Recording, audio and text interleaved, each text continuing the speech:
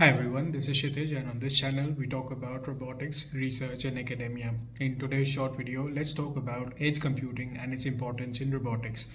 First, let's consider a bare bones robot that just has some sensors on board. It's a mobile sensor node of sorts. It has no brain. So let's just assume it has no AI, no compute resources whatsoever. What's it gonna do? If it has a comms channel, it's gonna collect the data through its sensor and send it to some cloud server or wherever the compute resources are. So let's just call it a cloud server for now. Now, this connection COM channel between the robot and the cloud server is known as an edge. In that context, what would an edge compute be and why do we need it? See, this is a back and forth communication. I gather some data, I send it to the cloud, I wait for it to process, give me some actionable insights and send it back to me. Then rinse and repeat.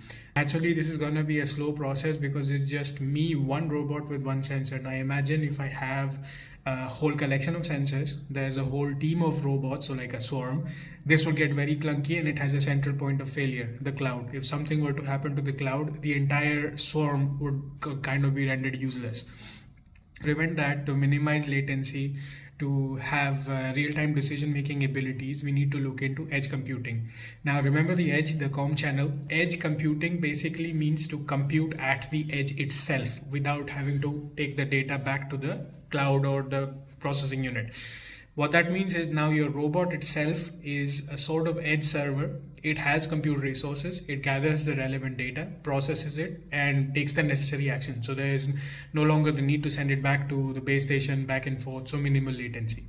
So like this, if you have autonomous driving car, autonomous robots operating in very dynamic scenarios, they are able to take real-time decisions and they can process sensor data faster, react instantly, operate even in areas with limited internet connectivity.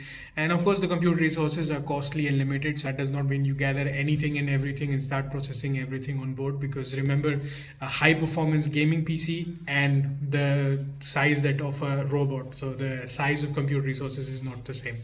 Hope this helps, and in the next video, we'll look into some more interesting concepts in robotics.